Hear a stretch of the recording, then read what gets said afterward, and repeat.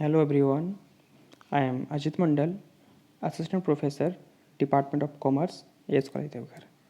आज हम लोग फाइनेंशियल मैनेजमेंट का नया टॉपिक शुरू करने जा रहे हैं। ये टॉपिक हमारा है capital structure and it's theories. तो हम लोग इस टॉपिक को इस वीडियो में और आने वाले वीडियोस में पढ़ेंगे और इन चीज़ों को जानेंगे। चलिए आगे देखते हैं। स्कोप ऑफ फाइनेंशियल मैनेजमेंट, इसका 3 स्कोप जनरली मैंने आप लोग को बताया है। इन्वेस्टमेंट डिसीजन है, financial decision and dividend decision, जिसमें सभी हम लोग पढ़ रहे थे फाइनेंशियल डिसीजन के बारे में, जिसमें मैंने आप लोग को कॉस्ट ऑफ कैपिटल पढ़ा चुका हूँ। दूसरा आप लोग को लिवरेज भी मैंने पढ़ा दिया। अब हम लोग capital structure and it's theories की ओर बढ़ रहे हैं। तो ये जो सीरीज होने वाला है ये capital structure and it's theories के बारे में होने वाला है। चलिए अब देखते हैं कैपिटल स्ट्रक्चर का इंट्रोडक्शन। तो एक बिजनेस जो है वो बहुत तरह के सोर्स से फाइनेंस को कलेक्ट कर सकता है, बहुत तरह के सोर्स से फाइनेंस कलेक्ट कर सकता है, जैसे शेयर से, डिवेंचर से और किसी दूसरी तरह का लॉन्ग टर्म बोरोइंग से। अगर कंपनी क्या करती है, अगर शेयर इशू करके फाइनेंस कलेक्ट करता है, शेयर में मान लेते हैं अगर इक्विटी शेयर करके इशू करके अगर फाइनेंस कलेक्ट करता है तो क्या होता है, उसको फिक्स्ड पेमेंट देना नहीं पड़ता है। मतलब कंपनी के लिए नेसेसरी नहीं होता है कि वो time to time equity share holder को डिविडेंड पे करे। जबकि अगर कंपनी डिवेंचर इशू करके अगर फाइनेंस कलेक्ट करता है या प्रेफरेंस शेयर इशू करके फाइनेंस कलेक्ट करता है तो उसको interest on debenture and preference share dividend pay करना कंपलसरी होता है। यानी एक तरह से कंपनी को फिक्स चार्ज हर साल पे करना पड़ता है। तो अब यानी कंपनी को प्रॉफिट हो चाहे ना हो, डिवेंचर का इंटरेस्ट और प्रेफरेंस शेयर का डिविडेंड जो है वो भी कुछ हद तक जो है पे करना ही पड़ता है। ठीक है, लेकिन अगर कंपनी कम्युलेटिव प्रेफरेंस शेयर अगर इशू करती है तो उसको पोस्टपोन कर सकता है कुछ सालों तक। यानी कंपनी जो है डिवेंचर और प्रेफरेंस शेयर करके अगर फाइनेंस कलेक्ट करती है तो उसे फिक्स चार्ज पे करना ही पड़ेगा। और कंपनी जो है अब अपना बिजनेस में क्या शेयर इशू करके फंड को कलेक्ट करे, क्या डिवेंचर इशू करके फंड को कलेक्ट करे, क्या बैंक लोन लेके फंड कलेक्ट करे, या इन चीज़ों का मिक्सचर, इन कुछ हद तक इसका कुछ इसका कुछ इसका लेके कलेक्ट करें। तो इन सारे सवालों का जवाब, यानी कितना कलेक्ट करें शेयर से, कितना डिवेंचर से, कितना बैंक लोन से, वगैरह वगैरह, इन सारे से सवालों को जो जवाब देने के लिए जो हमारा थ्योरीज आया है, जो टर्म यूज होता है वो हमारा यूज होता है कैपिटल स्ट्रक्चर। यानी कैपिटल स्ट्रक्चर जो हमें इस चीज़ को बताता है कि एक बिजनेस में कितना पोर्शन शेयर का रखना चाहिए और कितना डेप्ट रखना चाहिए। आगे देखिए, लिखा है which of these securities be issued for raising capital। इनमें से जो आपको बताया शेयर, डिवेंचर, ये सारे जो सिक्योरिटीज़ हैं इसमें से किसको इशू करके फंड को रेज करना चाहिए। अगर डिवेंचर करेंगे इशू तो कितना करेंगे। अगर हम इसमें इक्विटी और प्रेफरेंस शेयर जो है, दो तरह का जो शेयर्स है, इसका प्रोपोर्शन बिजनेस में कितना रखना चाहिए। ठीक है, जो डिफरेंट तरह के जो सिक्योरिटीज़ है इसका रेशियो कितना होना चाहिए। इन सारे सवालों का जवाब देने के लिए जो हम लोग टर्म यूज़ करते हैं, जो थ्योरीज पढ़ते हैं, वो हमारा है capital structure and it's theories. आगे बढ़ते हैं, हम लोग मीनिंग देख लेते हैं। तो कैपिटल स्ट्रक्चर अगर आप देखेंगे तो दो टर्म से मिलकर बना है। एक हमारा है कैपिटल, दूसरा है स्ट्रक्चर। पहला क्या है कैपिटल, दूसरा है स्ट्रक्चर। कैपिटल का मतलब क्या है, तो लिखा है यहाँ पे capital in this context refers to the permanent long term financing. क्या होता है कैपिटल का मतलब परमानेंट या लॉन्ग टर्म फाइनेंसिंग होता है। ठीक है, अरेंजमेंट ऑफ द कंपनी, जो कंपनी उसको अरेंज करती है।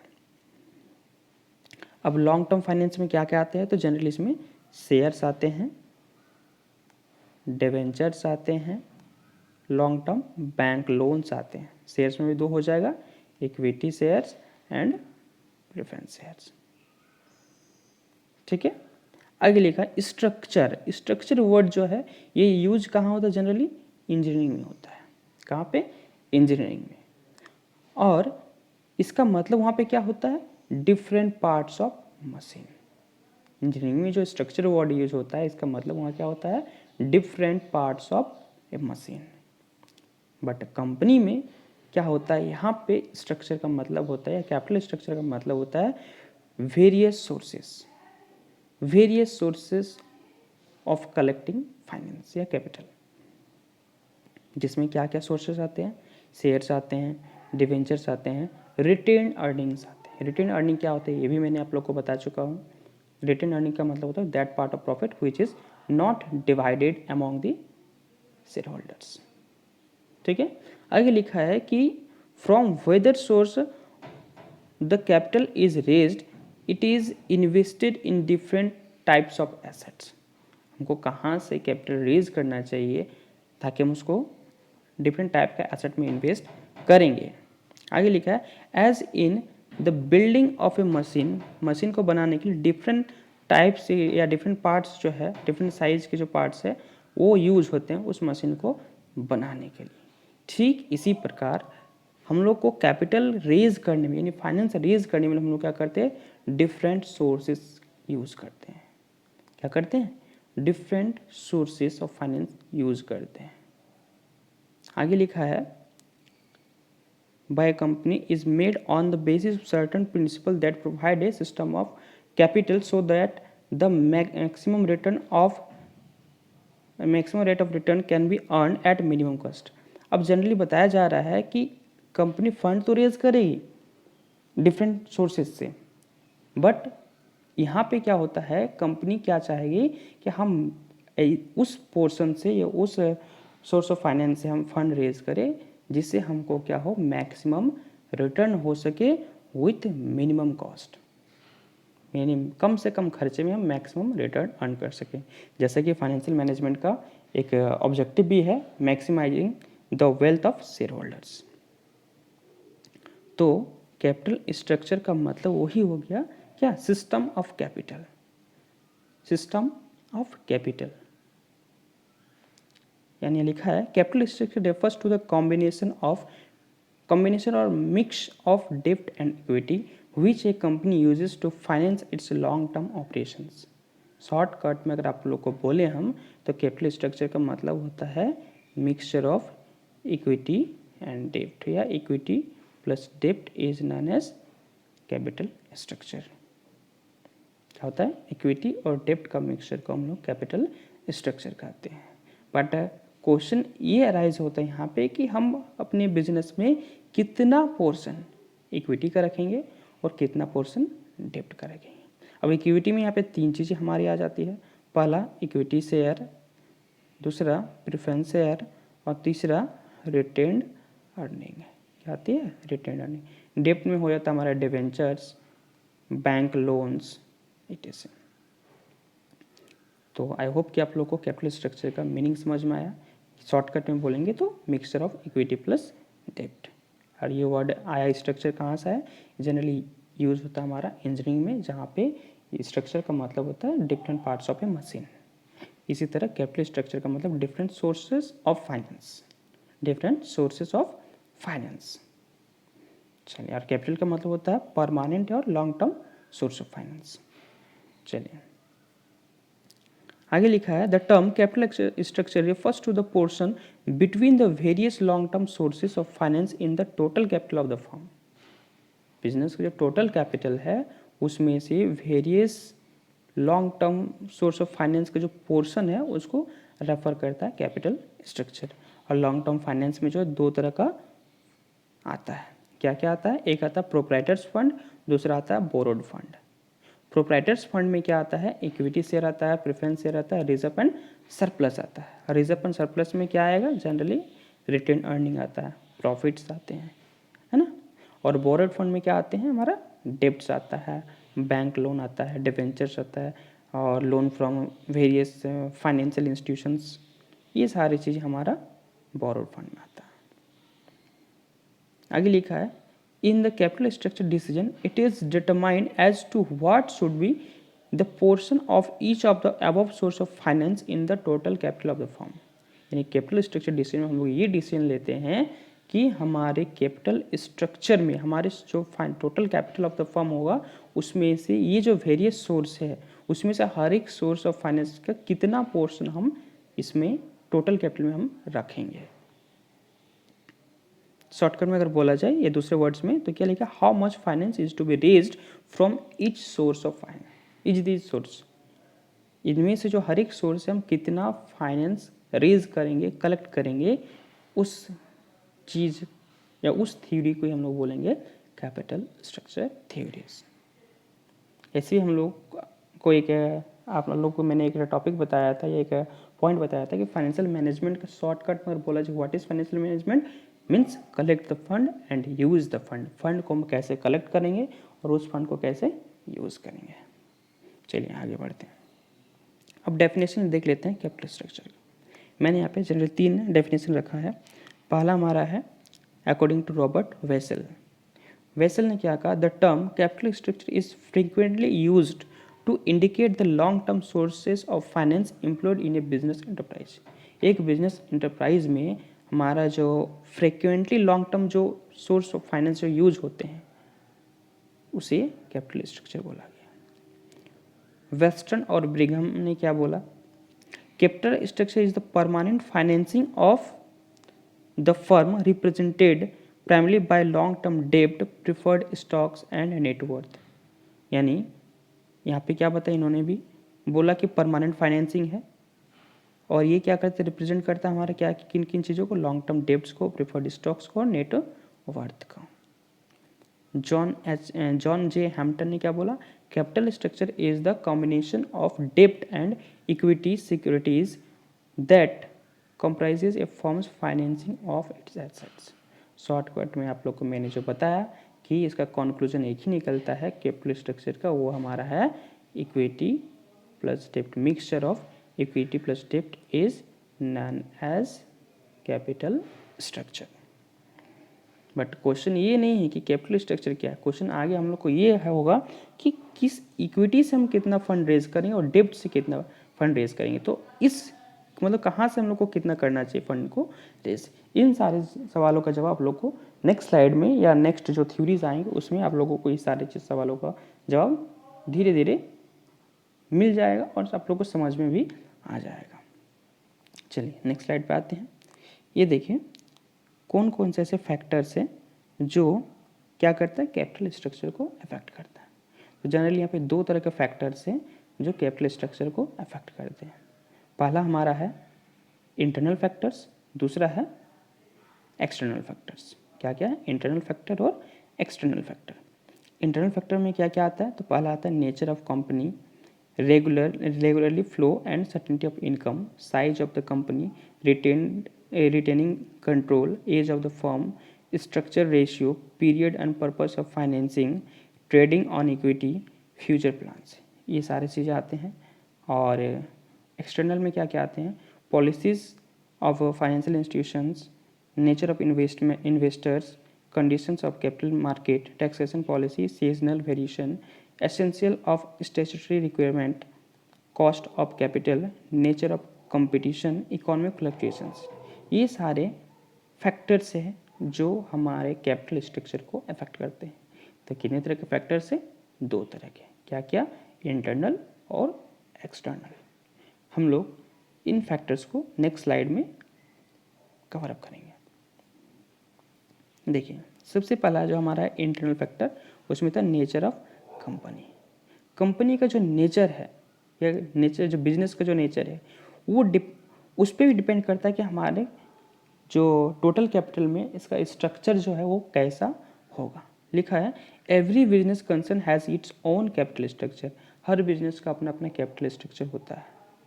जैसे लार्ज मैन्युफैक्चरिंग अगर इंडस्ट्रीज़ है उन्हें क्या है, हैवी फिक्स्ड एसेट चाहिए होता है। अब हैवी फिक्स्ड एसेट चाहिए तो उन्हें हैवी फाइनेंस भी चाहिए होगा। अब वो फाइनेंस कलेक्ट करने के लिए वो कहाँ से फाइनेंस कलेक्ट करते हैं, तो जनरली ये क्या करते हैं, इशू करते हैं debentures and raising from long term debts. In 2 sources से जनरली ये लोग क्या करते हैं, फाइनेंस को कलेक्ट करते हैं। जबकि स्मॉल इंडस्ट्रीज अगर है तो वो क्या करते हैं, थोड़ा सा यहाँ मिस्टेक हो गया टाइपिंग में, लिखा है not require much funds for fixed assets so this industries really mostly on issue of share capital. लिखा है कि छोटा जो बिजनेस होता है उन लोगों को उतना कैपिटल का ज़रूरत नहीं पड़ता है, इसलिए वो क्या करते हैं, वो शेयर इशू करके अपना काम चलाते हैं, अपना बिजनेस चलाते हैं। एक मिनट, चलिए अब नेक्स्ट पॉइंट पे आते हैं। ये हमारा है regularly flow and certainty of income. अब इनकम का जो हमारा जो इनकम अराइज हो रहा है वो कैसा हो रहा है, ये भी मैटर करता है कि हम उस अपना जो कैपिटल स्ट्रक्चर में जो different type of sources of finance है उसको कितना पोर्शन रखेंगे। ये मैटर करता है कि क्या certainty of income and regularly flow, कि हमारा रेगुलर इनकम हो रहा है या नहीं, या कोई निश्चित है कि नहीं हमारी इनकम अराइज होने का, ये भी मैटर करता है। आगे देखिए, लिखा है the certainty and regular flow in future income of the firm influences the capital structure to a great extent. ये रेगुलर फ्लो और सर्टेनिटी ऑफ जो इनकम है, ये दोनों जो फैक्टर है ये भी क्या करता है, इन्फ्लुएंस करता है कैपिटल स्ट्रक्चर पे। जैसा कि एएस डेविंग ने जो कुछ एक पोस्टुलेशन दिया है, क्या दिया है सुन देखिए। पहला उन्होंने बोला कि debenture should be issued only when the future earnings of the company are expected to be fairly high and regular. यानी इन्होंने क्या बोला कि हमें डिवेंचर कब इशू करने चाहिए, जब हमें क्या हो, फ्यूचर अर्निंग्स के बारे में इतना पता हो कि हम लोग को जो फ्यूचर में अर्निंग होगा वो फेयरली हाई होगा और रेगुलर बेस में अर्निंग्स होने वाले हैं। अब उन्होंने ये बात क्यों बोला, तो इसीलिए बोला क्योंकि डिवेंचर को क्या है, आपको आप अर्न करें चाहे ना करें आपको तो पे करना ही पड़ेगा, आपको तो पे करना ही पड़ेगा। फिक्स चार्जेस जो है that is interest on debenture.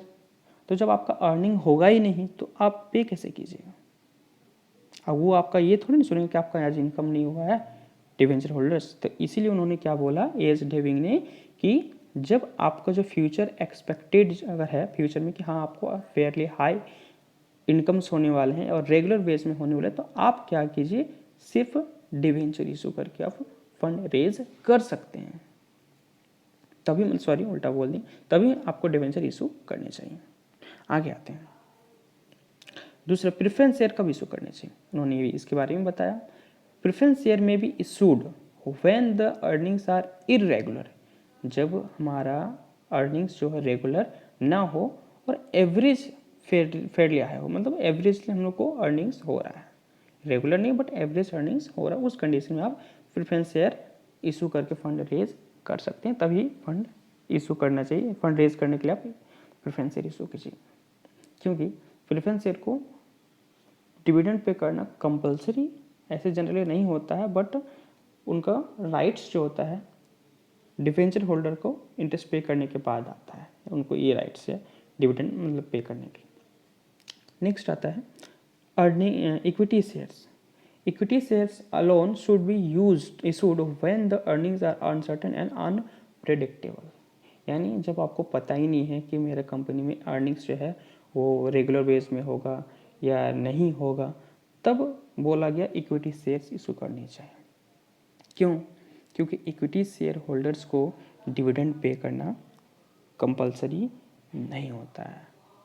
अगर आपको अर्निंग्स हुए भी, अच्छा खासा प्रॉफिट अर्न भी किए हैं, तो भी उस कंपनी के लिए ये ज़रूरी नहीं होता है कि वो इक्विटी शेयर होल्डर्स को डिविडेंड पे करें।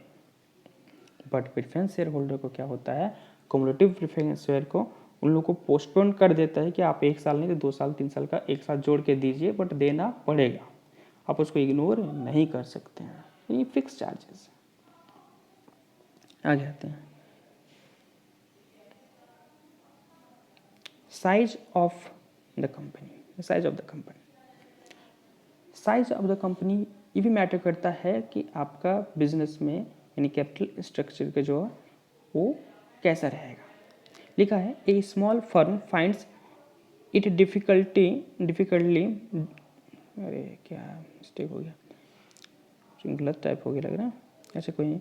ए small firm finds it extremely difficult to raise long term funds and small companies depend on share capital and retained earnings for the long term funds. क्या लिखा है कि स्मॉल जो companies होते हैं उनके लॉन्ग टर्म फंड को raise करना थोड़ा सा डिफ़िकल्ट वर्क हो जाता है, क्योंकि उन पे लोग ट्रस्ट कम करते हैं। छोटी कंपनी है, बिलीव नहीं होता है उन पे क्या वो अच्छा खासा रिटर्न्स देंगे। तो इसलिए वो क्या करते हैं, जनरली वो शेयर कैपिटल और शेयर इशू करते हैं, दूसरा रिटेन अर्निंग पे मतलब फोकस रहते हैं। उसी के थ्रू वो अपनी सोर्स फाइनेंस या लॉन्ग टर्म फंड्स को रेज करते हैं। नेक्स्ट है ये लार्ज साइज कंपनी जो है उनको लार्ज अमाउंट अभी चाहिए होता है, तो वो जो है एक सोर्स से फंड को रेज नहीं कर सकते, इसलिए वो क्या करते हैं डिफरेंट टाइप्स के जो सोर्सेज ऑफ फाइनेंस है वहाँ से फंड रेज करते हैं। जबकि एक मीडियम कंपनी होता उनके पास ये ऑप्शन होता है कि वो सभी तरह के सोर्स से फाइनेंस को ईजिली रेज कर सकता है। ठीक है, आगे आते हैं रिटेनिंग कंट्रोल। अब रिटेनिंग कंट्रोल क्या होता है, रिटेनिंग या रिटेंशन रेशियो, रिटेंशन या रेशियो। अब रिटेंशन रेशियो क्या होता है तो आपको बता दें, रिटेंशन रेशियो या रिटेनिंग कंट्रोल का मतलब होता है कि कंपनी जो है अपने रिजर्व एंड सरप्लस में से कितना पोर्शन रिटेन करके रख रही है, कितना पोर्शन या कितना परसेंट। तो जैसे रिजर्व एंड सरप्लस का दो ग्रुप होता है, पहला तो रिटेन अर्निंग जिसको वो रखती है, दूसरा डिविडेंड जिसको पे कर देते हैं।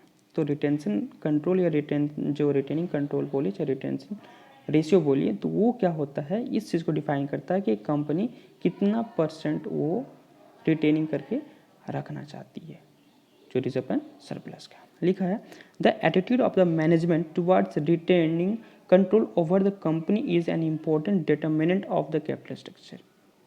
लिखा है, fresh issues of additional equity shares may result in diluting the control of existing shareholders। अब क्या बताया जा रहा है कि अगर कंपनी क्या करती है कि अगर फ्रेश शेयर इशू करती है, तो फ्रेश शेयर इशू करेंगे तो पुराने जो एग्जिस्टिंग हमारा शेयर होल्डर्स है उनका जो कंट्रोल है वो बिजनेस में क्या हो जाएगा, कम हो जाए, क्योंकि नए शेयर होल्डर्स आएंगे तो उनका भी कंपनी पे कंट्रोल होना शुरू हो जाएगा। आगे लिखा है, therefore priority will have to be given to preference shares and debentures for raising additional funds. इसीलिए बोला जा रहा है कि क्या किया जाए कि फंड रेज करने के लिए हम लोग preference share and debenture use करेंगे।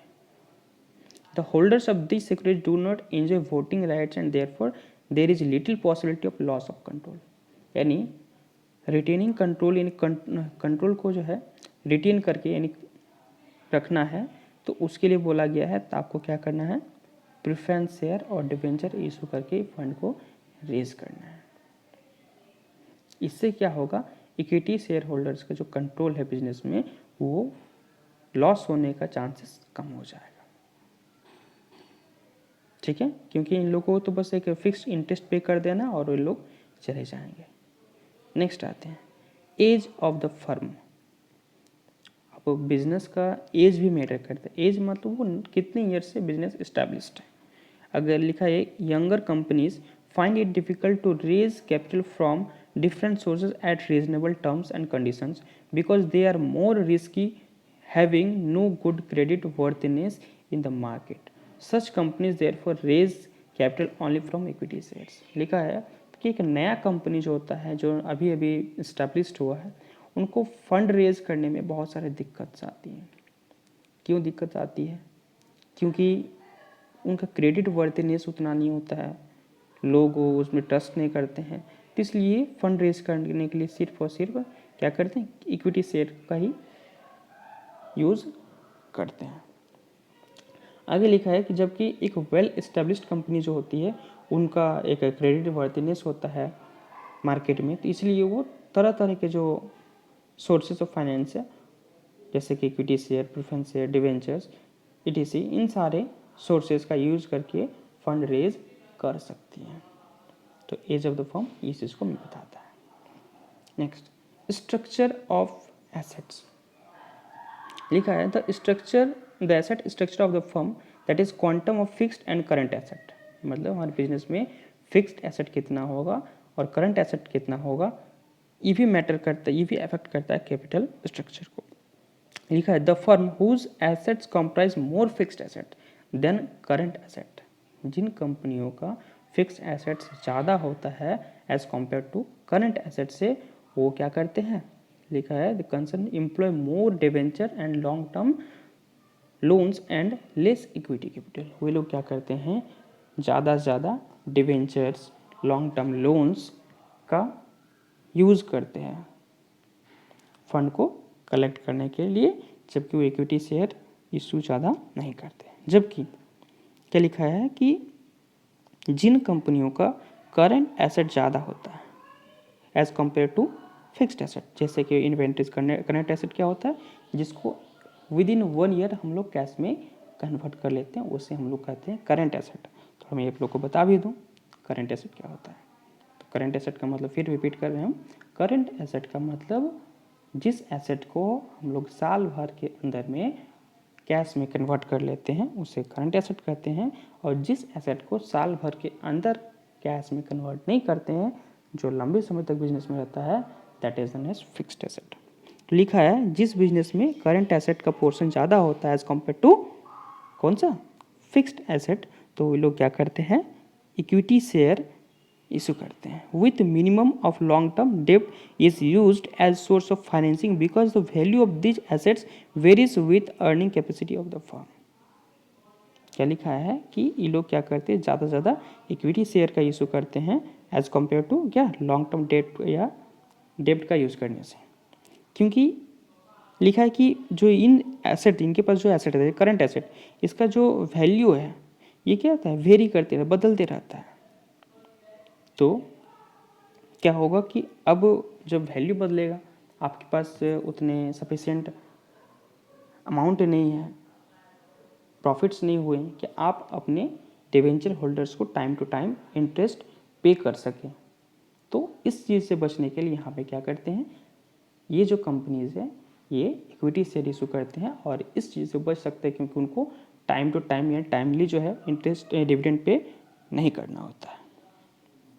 आई थिंक वीडियो ये बहुत लॉन्ग होने वाला है, खैर कोई बात नहीं, बट इस वीडियो में हम लोग कैपिटल स्ट्रक्चर के बेसिक कॉन्सेप्ट को क्लियर कर लेंगे। आगे आते हैं ऑपरेटिंग रेशियो। ऑपरेटिंग रेशियो क्या होती है, ऑपरेटिंग रेशियो आप सोच रहे होंगे operating profit, but operating profit नहीं है। ऑपरेटिंग रेशियो मीन्स ऑपरेटिंग यानी ऑपरेटिंग एक्सपेंसेस का बात कर रहे हैं क्या, ऑपरेटिंग एक्सपेंसेस का सेल्स के बीच जो रेशियो बनता है, इस रेशियो को हम लोग बोलते हैं ऑपरेटिंग रेशियो। तो बिजनेस में सपोज कीजिए कि ऑपरेटिंग रेशियो हमारा क्या है 85 है, और यानी ऑपरेटिंग एक्सपेंसेस और सेल्स 100 है, तो ऑपरेटिंग रेशियो कितना हो रहा है 85%। इसका मतलब कि हमारे बिजनेस का जो 85% जो है वो खर्च हो जा रहा है और ओनली 15% बच रहा है रिमेनिंग बिजनेस में प्रॉफिट के तौर पर। यानी कंपनी में क्या होगा कि जितना ज़्यादा ऑपरेटिंग रेशियो होगा उतना कम अर्निंग्स बचेंगे, और जितना कम ऑपरेटिंग रेशियो होगा उतना ज़्यादा अर्निंग्स बचेंगे। अब क्या लिखा है देखिए यहाँ पे, ये देखिए, तो कम जब, एक मिनट, ये देखिए, Thus, companies having low operating ratio may include preference share and debentures in their capital structure. जिन कंपनीज का क्या होता है कि ऑपरेटिंग रेशियो कम होता है, वो लोग अपनी कैपिटल स्ट्रक्चर में क्या इंक्लूड करना पसंद करते हैं, प्रेफरेंस शेयर एंड डिवेंचर्स। जबकि जिनका ऑपरेटिंग एक्सपेंसेस ज़्यादा होता है वो लोग क्या करते हैं, इक्विटी शेयर से फंड को कलेक्ट करना पसंद करते हैं। ऑपरेटिंग रेशियो ज़्यादा होने का मतलब खर्चे ज़्यादा होना, खर्चे कम ज़्यादा होना मतलब अर्निंग्स कम होना, इरेगुलर वेज में अर्निंग्स नहीं होना। जैसा कि मैंने आप लोग को पहले ही बताया कि अगर रेगुलर अर्निंग्स नहीं हो रहा है तो उस कंडीशन में आप इक्विटी शेयर इशू करके फंड को रेज कीजिए। अगर आपका रेगुलर अर्निंग्स हो रहे हैं तो आप debentures and preference share issue करके फंड को रेज कर सकते हैं।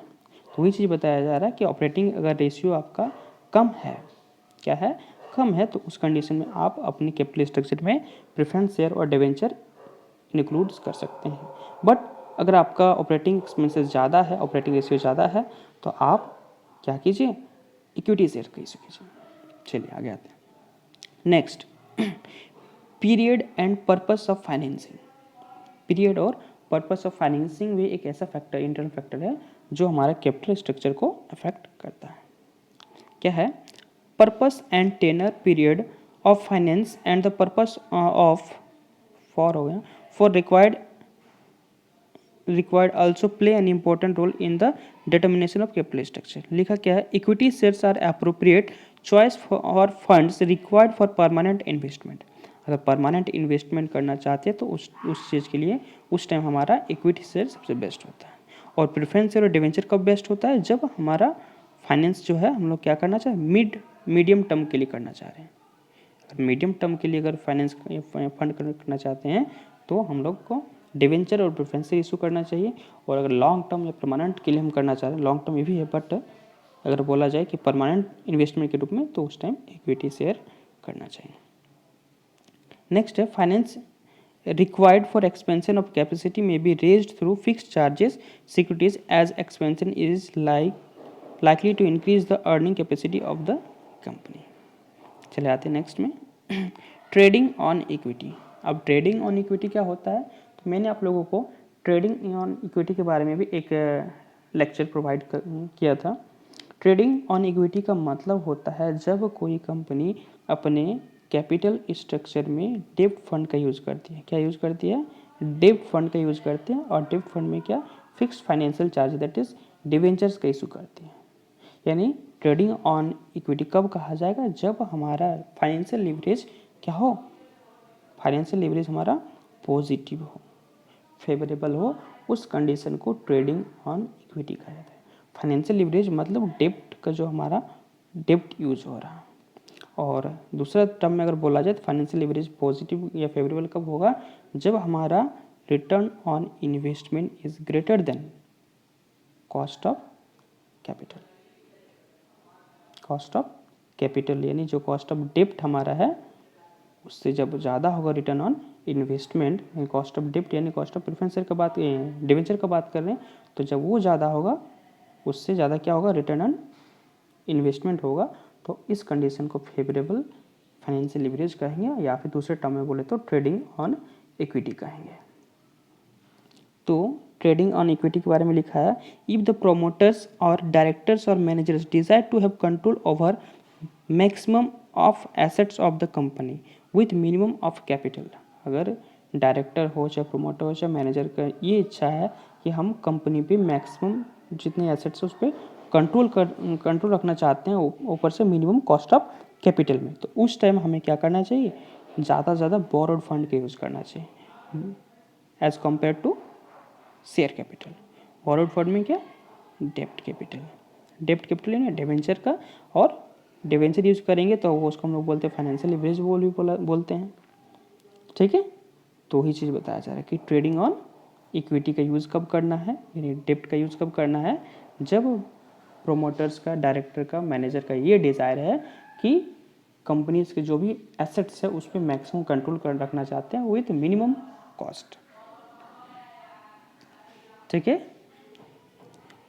देखिए वो चीज़ लिखा हुआ, when a company used borrowed capital as well as own capital in the regular conduct of its business it is said to be trading on equity. जब क्या करता है अपने ऑनर्स फंड के साथ बोरोड फंड दैट इज डेब्ट capital का use करता है, और तो उसे हम लोग ट्रेडिंग ऑन इक्विटी कहता है। इसका दूसरा नाम क्या है? फेवरेबल फाइनेंशियल लीवरेज, जो मैंने आप लोग को पहले भी बता चुका है।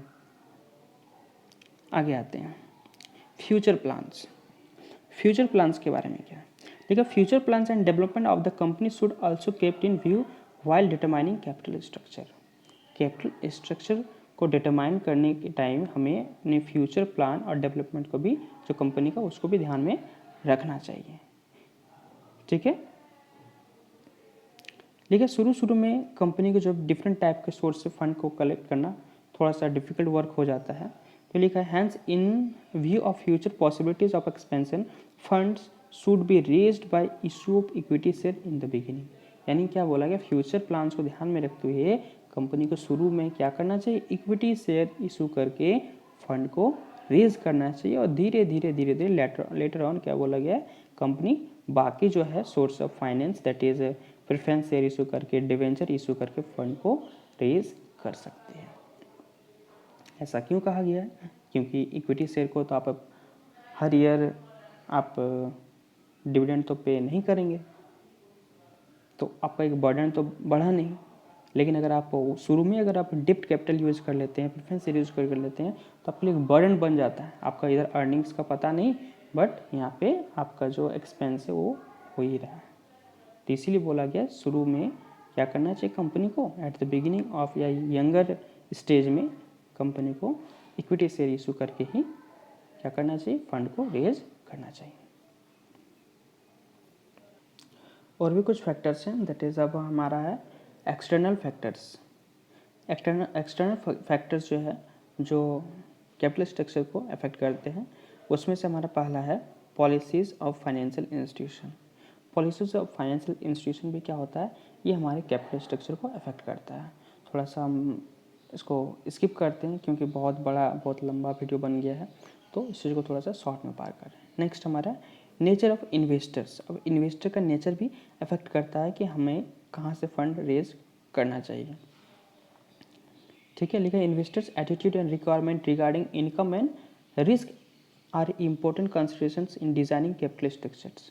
क्या लिखा है, a few investors are adventures and had abundant capital, such investor like to invest in equity shares.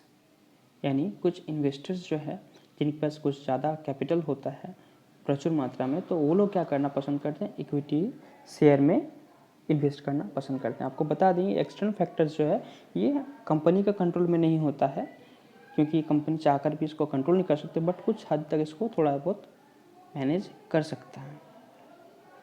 तो नेचर ऑफ इन्वेस्टर ये भी मैटर करता है कि आपको फंड रेज करने में परेशानी आएगी या नहीं आएगी। नेक्स्ट है कंडीशन ऑफ कैपिटल मार्केट। अब कैपिटल मार्केट का कंडीशन भी क्या है, मैटर करता है कैपिटल स्ट्रक्चर को। लिखा है preference share and debentures carrying a fixed rate of return are more popular than equity share in depression. Depression का कंडीशन में क्या होता है कि इक्विटी शेयर्स के कंपेयर में डिवेंचर और प्रेफरेंस शेयर इशू करना जो होता है ज़्यादा बेनिफिट होता है। क्यों? क्योंकि इक्विटी शेयर को तो टाइम टू टाइम क्या होगा, डिविडेंड का पेमेंट होगा नहीं टाइमली, बट अगर प्रेफरेंस शेयर और डिवेंचर हो अगर इशू किया जाता है तो उनको टाइमली पेमेंट होता है। तो ये एक्सटर्नल फैक्टर है, यानी वो इन्वेस्टर जो है उस कंडीशन में क्या होता है, प्रेफरेंस शेयर और डिवेंचर मतलब खरीदना पसंद करते हैं। तो वही लिखा है कि डिप्रेशन के कंडीशन में क्या होता है कि प्रेफरेंस शेयर और डिवेंचर जो है ये इन्वेस्टर जो है उस पर इन्वेस्ट करना पसंद करते हैं। जबकि बूम पीरियड में क्या है, जो इन्वेस्टर क्या करते हैं, एक्सपेक्टेड हाई इनकम करते हैं, ठीक है, और इसीलिए वो लोग क्या करते हैं उस टाइम वो शेयर पे इन्वेस्ट करना पसंद करते हैं। ये एक्सटर्नल फैक्टर है जो अफेक्ट करते हैं हमारे कैपिटल स्ट्रक्चर थ्योरी को। आगे आते हैं टैक्सेशन पॉलिसीज। अब टैक्सेशन पॉलिसी जो हमारे गवर्नमेंट का है ये भी मैटर करता है कैपिटल स्ट्रक्चर को बनाने में। लिखा है high corporate tax, high tax on dividend and capital gain directly influence the capital structure decision. लिखा है कि कॉर्पोरेट टैक्स अगर ज़्यादा होगा, डिविडेंड पे टैक्स अगर ज़्यादा होता है, कैपिटल गेन पे अगर टैक्स अगर ज़्यादा होता है, तो ये भी क्या होता है, ये सारे जो फैक्टर्स है ये अफेक्ट करते हैं हमारे कैपिटल स्ट्रक्चर डिसीजन को। क्योंकि जिस सोर्स ऑफ फाइनेंस में क्या होगा, हमको टैक्स ज़्यादा पे करना पड़ रहा है, कॉस्ट ऑफ कैपिटल जिन लोग जिसके ज़्यादा है उसको हम इशू करना पसंद नहीं करें, हम लोग यानी कंपनी इशू करना पसंद नहीं करेगा। लिखा है high tax discourages the issues of equity shares and encourages to issue more debentures.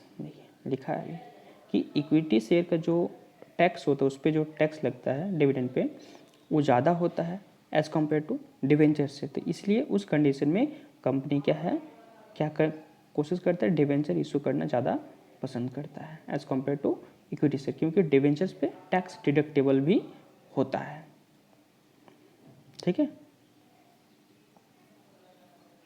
Seasonal variation ये भी एक फैक्टर है जो क्या करता है कैपिटल स्ट्रक्चर को अफेक्ट करता है। आगे आते हैं। Essentials for statutory requirements. अब कुछ स्टैट्यूटरी रिक्वायरमेंट्स भी है जिसको फुलफ़िल करना कंपनी के लिए कंपलसरी होता है, यानी उसको उन चीज़ों को फुलफ़िल करना होगा जिसके लिए कंपनी बनी हुई है। जैसे लिखा है कि banking companies are prohibits from issuing any type of security expect equity shares. जैसे अब बैंकिंग कंपनी जो है चाहकर भी किसी के अपने कैपिटल स्ट्रक्चर में इक्विटी शेयर को छोड़ के कोई दूसरा शेयर या डिवेंचर इशू नहीं कर सकती है। तो इस रिक्वायरमेंट को फुलफिल करना कंपलसरी होता है।